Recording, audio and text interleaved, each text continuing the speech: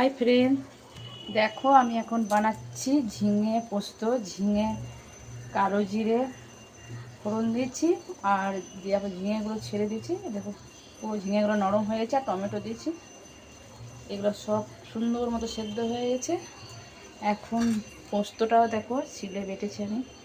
এবার পোস্তটা নিয়ে ঝিঙের মধ্যে দিয়ে দেবো। একদম মাখা মাখা টাইপের হবে, দেখতে পাচ্ছ। এই যে মাখা মাখা টাইপের হবে।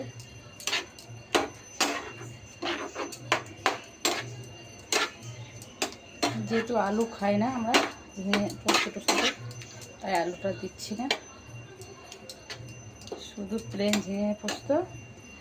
আর নামাবার সময় একটু সর্ষের তেল দিয়ে নামিয়ে দেবো। এখন রাখি, পরে দেখাচ্ছে নেক্সট ভিডিওতে।